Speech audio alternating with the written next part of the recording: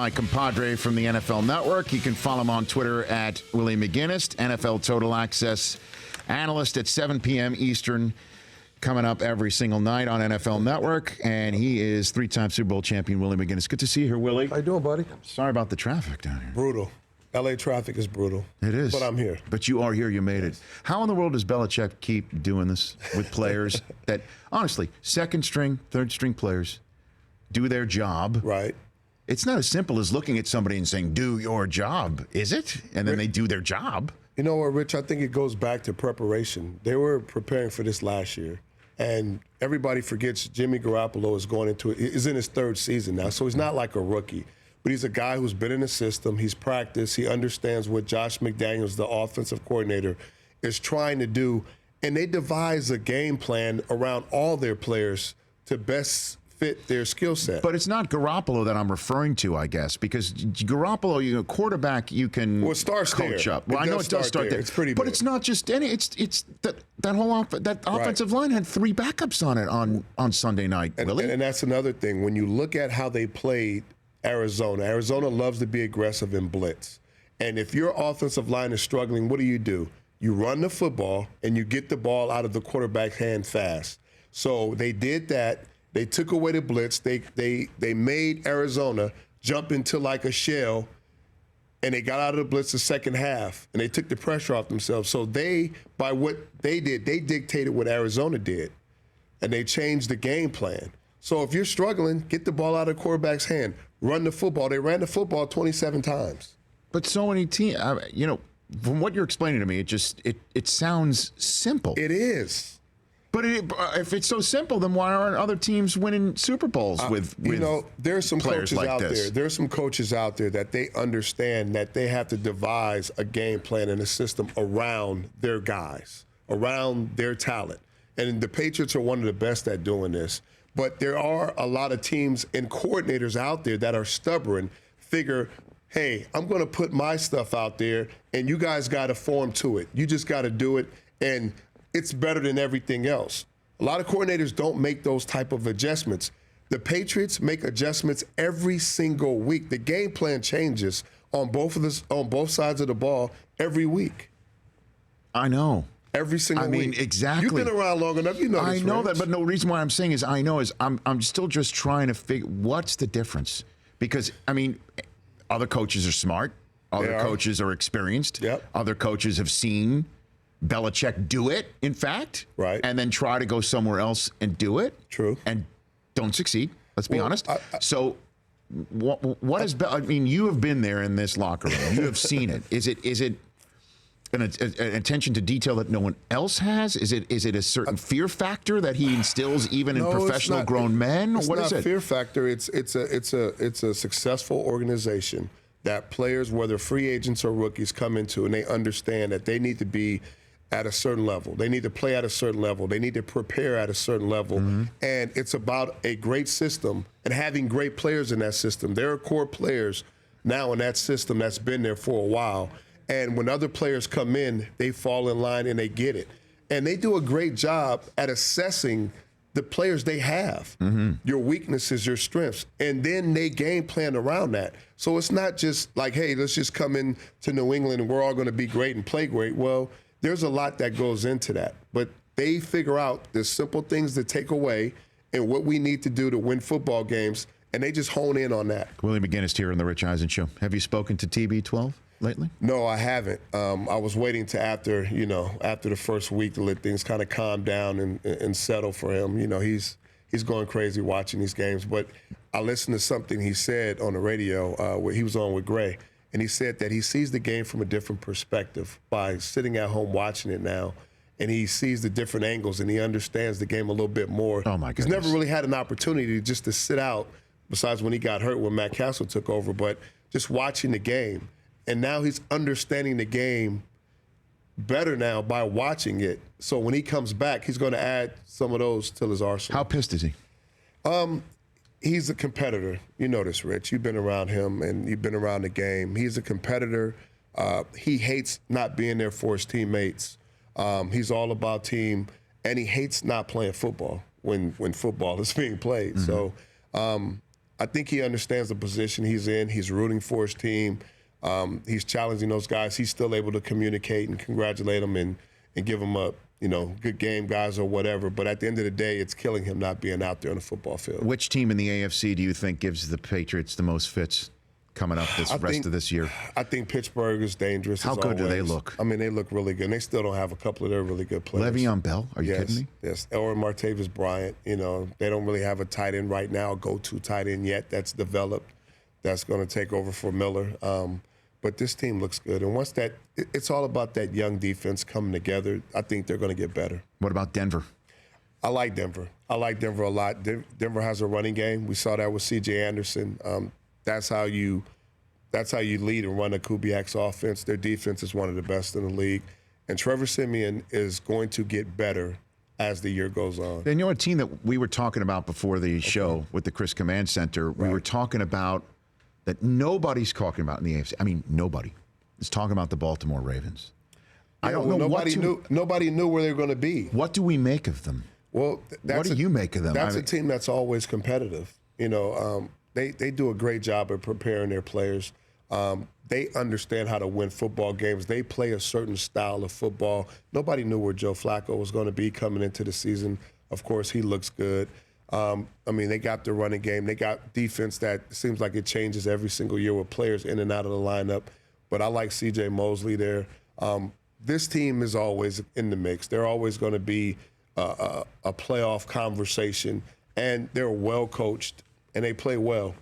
So when it all comes down to it, who do you think goes to the Super Bowl this year? I haven't heard your Super Bowl. Man. I mean, because I chose the Patriots over the Panthers. Yes. You were there that day a few years ago in Houston. Yeah, and I thought it was going to be this year like a 03 rematch. That's what I said. You were there in the building. I remember you were telling me that how hot it was on the sidelines. Right. Because they put the roof on that place.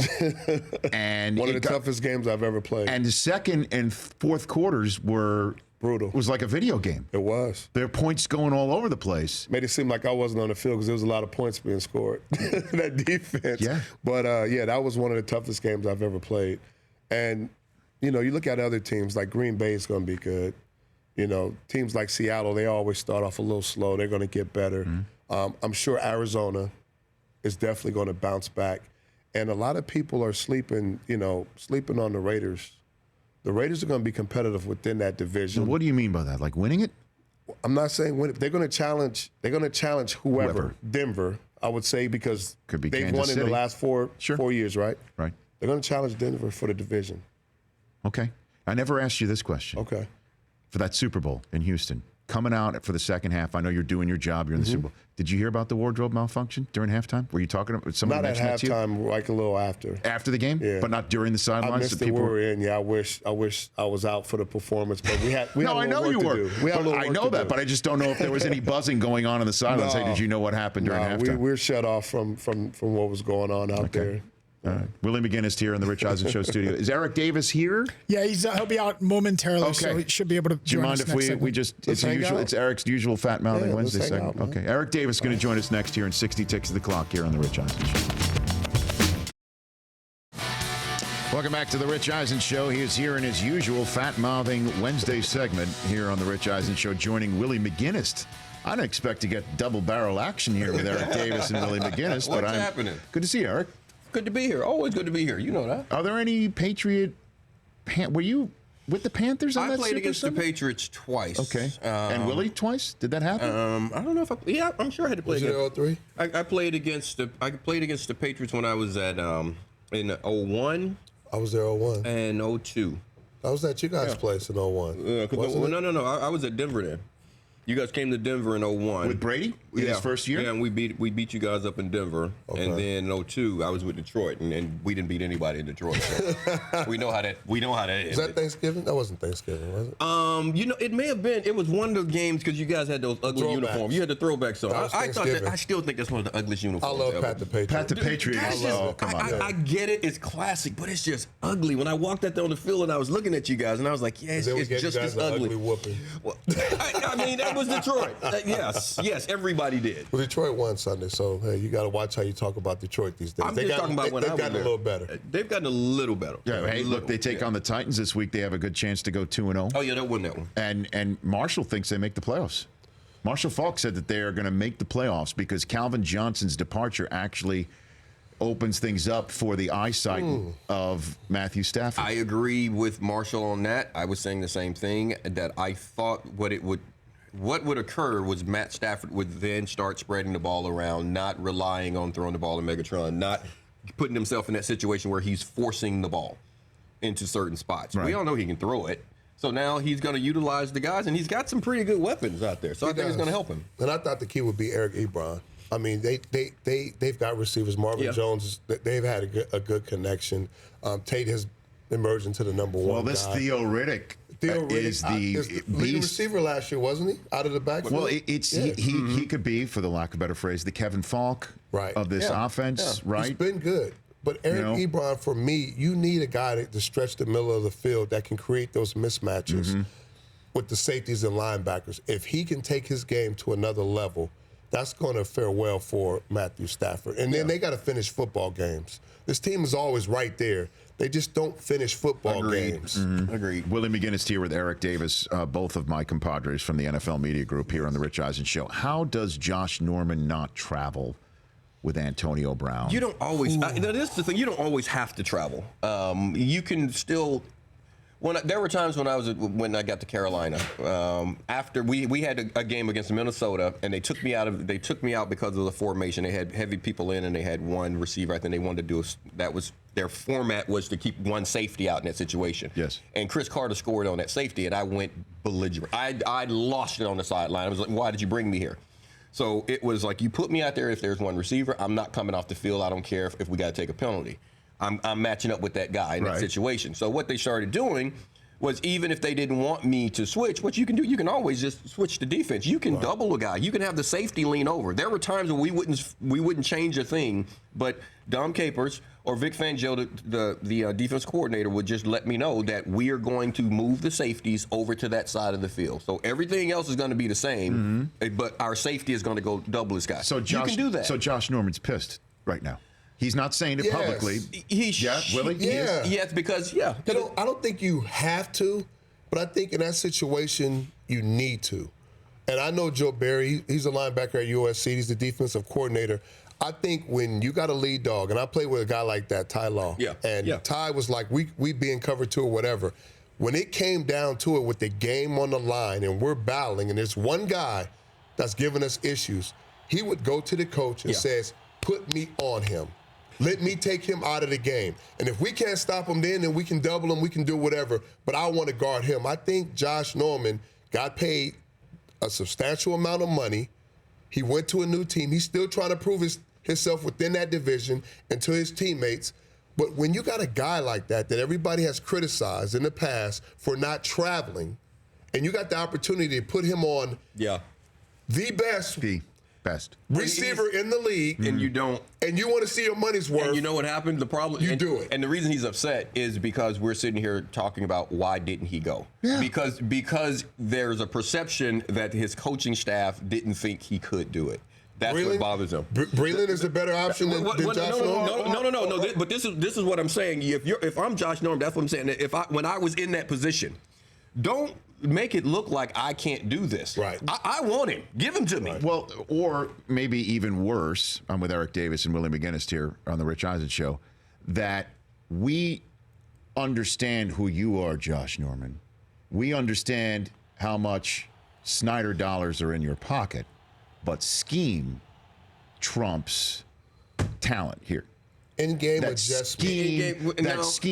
scheme is more important. No, I don't think that's the case. That's the way I think some other fans are reading it. That the coaching staff, in the same way that when Revis, when the Bucks in the Schiano Bucks era, that I think they want to forget that. Yes. They say, this is our scheme, Darrelle Revis, and then he was put in positions that Rich, you did just not talked play to about his that earlier talent. with me. But part right? of that is, what the other guys can do too. And I think part of this is that they truly believe Breeland's a good player. I know that. I think they believe that Breeland could handle in that situation. Also on that touchdown. After which touchdown? But also on that touchdown too. Now this is the which thing. touchdown? But this is the thing. Realize on that first touchdown, did you see? Why can't I think of his name right now? The safety. Just move to safety. Why can't I think of his name? Did you see what he just did? Why can I not? Sure. What can I not? He played corner forever. Please tell me who was safety. Hall. Yeah. Did you see how Hall was trying to disguise and he was trying to make it look like he was going to be up in the box and he didn't get out? Maybe your boy had him where he was supposed to be over the top of him, and he was going to. But after so you play corner, right? Yeah. So after so many plays, big plays, Yeah. in a football game, you're going to go to the safety and be like, listen, let's forget about that. We're trying to win a game. There's no need to disguise. We already know where they're going with the football. Oh, yeah. They found a mismatch. Well, see, the first one right? he was disguising. Right. They found a mismatch. It's just like the Patriots found that mismatch with the rookie. Yeah. We're going at him. Yeah, you're going at it. We're going at him, okay? Once we see something, a team sees something, they're going to keep doing it until you stop it. And we talked about this earlier, Rich, about team making adjustments according to your personnel and your players. Yes. Right? Yes. Where was the adjustment? You can do one or two things. You can say either, and I've been in both situations where you say, okay, Josh even says, if there's one guy split out wide, I'm going to him. And if the coaches aren't going to allow you to do that, the other thing what you do is that you just say, you tell your safety. You tell, and I've done where you go see over this there. right here? You go over there I like need I'm help. on my own. No. You don't. I don't even. Breeland. I'm talking about Breeland. But Breeland's not going to ask for help. So what Josh has to do in that situation is he has to tell Hall, go. Guess what? Go. Guess what? If I'm Dallas, I'm putting Terrence Williams on Josh Norman if he's going to stay on that side of the field. And I'm You want to be coordinator? I'm testing Breeland with Des Bryant, and I'm All going day. right to him. All day. And then the minute that starts maybe to work, then you start staring at Josh Norman and go up to him and start chirping. And All just day. like, we're going to do this again. And if that happens to Josh Norman again, and they're 0-2, All day. am I wrong? Tell me where I'm wrong. This is a league of matchups. And it's about adjustments, in-game adjustments, not just halftime, but in-game adjustments. And sometimes you got to put your dogs against their dogs, and you got to let them go at it. What do you have to lose? And you got to let them go at it. But now, guys, you sit here and say that you have to match that guy up. You don't necessarily have to do that, but you do have to figure out a way to allow that guy. It's like Sherm. It's like Sherm. It's Sherm up in Seattle. You got to make certain. But Sherm traveled. In the Super Bowl, when Edelman started eating them up, he does. They took Sherman and they put him wherever Edelman was. I agree. Occasionally does, but they also do it to where he will stay on his side and they adjust the rest of the defense. Des Bryant too. Last year. No, I'm saying he's done it occasionally. But this is one of those moments. You do it occasionally. By the Not way, every week. You by just the way, do it occasionally. You know what, Willie? I would say, at some point, he should have just gone and got it. Thank you. That's all I wanted to hear. I would have. That's all I wanted to hear. And you also have to know your players. You also have to know it's Monday Night Football. It's Monday Night Football. Whole country's watching. Man, I would have been hot as fish grease. See? If you had me sitting over there watching that. Oh my goodness. Brockman, we need to I change. know how you are. You're a competitor. Hot as fish grease. We have to change our fantasy team to hot as fish grease. Hot as fish grease. Let's take a break. When we come back, Eric, I want to talk with you about Jared Goff and what's going on, because you're part of the LA Rams radio broadcast as well. And then your phone calls still lurk here at 844-204-RICH. Great conversation, guys. Back with more here on The Rich Eisen Show.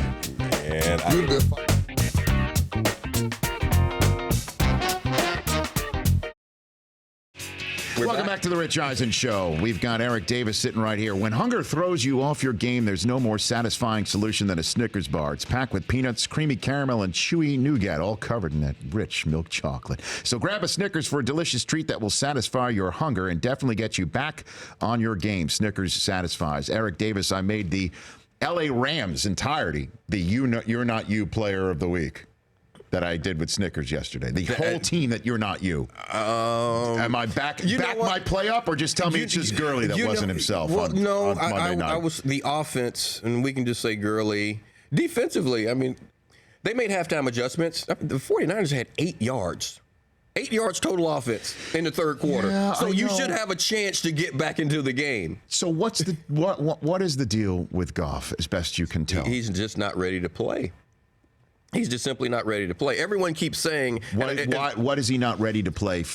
He's not ready to run the offense from what I'm hearing. I mean, I specifically asked Jeff Fisher, are you disappointed in where he is right now? His comment was no. He said, I'm happy where he is right now. He said, reason being, he said, I believe this kid is going to be who we thought he was going to be. Mm-hmm. I believe that. He's just not ready to play right now. And I'm like, what do you mean he's not ready to play? He's like, just to run the offense. He's not ready. Eric Dickerson was on in hour one. He pointed a finger right at Chris Winkie, said he is not equipped to be the quarterback coach for Goff. I did say, and I'll say again, Carson Wentz is in a better situation. Doug Peterson has worked with quarterbacks at a high level in the NFL. He's been a coordinator at a high level. He has taught them how to not only play the position, but to run his offense. So he has Doug Peterson there in Philly. Better situation for him. Even knowing how to put a game plan in for a young quarterback. He's done all of these things. You've seen him work with guys like an Alex Smith and start to gradually build and utilize their skill set. So he's at a better situation. So that's the thing. Jeff Fisher's issue has always been putting together an offensive staff. Defensively, things will work out. Just like in this last game, as bad as things were, they went in. He and Greg Williams, they make the adjustments. The 8 yards of offense for the 49ers. You should be able to get back into that game. And it should have been a game by the time the third quarter was over, the way their defense played. They can do it defensively. Offensively, nothing changed. So how does this wind up? What do you think? Does Goff play at all this year, do you think? I started off saying I don't think he's going to play. At all? I don't think he's going to play. If Jeff Fisher is still there, he's not playing. If Jeff Fisher is the head coach at the end of the year, I don't think he's going to play.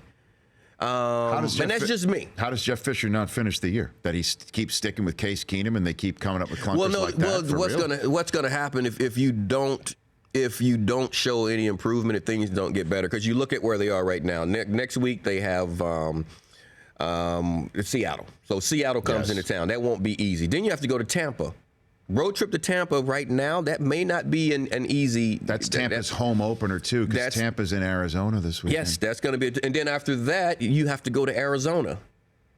Okay. Then after that, Buffalo. So you have a shot of you could have an ugly streak here. And then how do you feel about it? Well, I'll tell you what, the biggest problem might be that they have to go to London because every year somebody gets got in London. You know that. Every year. I mean, it's almost every year somebody gets got in London. But I think that's going to be hard for Fish. Because, number one, I think Stan Kroenke likes him. I think he wants him to be a part of this transition period right now because they're still in flux. They are. They moved 4 times, he said. So, I mean, so I think they still want him to be a part of that, and I think that helps him out a lot. And his players they like him. Okay. Thanks for coming in. Yeah, man. It goes fast every single time you're here. That was a great. By the way, that was a great chat with you and Willie on Norman. It's like being in the green room, right? You know. Well, that's the whole thing. That's what I want to have out here. Is that is a conversation that I hear in the NFL Network green room all the time. Yeah. Now with microphones in front of you. So we have to tone it down a little bit. I'll see you tomorrow. I'll be up there. I'll be there later today for a rundown meeting for Bills and Jets. Yeah, I've got to do that. And I know I'm on game day morning. Oh, good. Yeah, I know I'm on that. I look forward to that. But I'll be in D.C., though. Oh. Yeah, so I'll be on the road talking to you with a mic, Well, good. The walk and talk. Cowboys I read Redskins. your book, The Walk and Talk. So. Yeah. By the way, I can help you with that. Okay. If you need help with walking and talking. Right. I'm, All right, that's my wheelhouse. Yeah, that's your thing. Come on now. That's my wheelhouse. The Rich Eisen Show, weekdays at noon Eastern on Audience.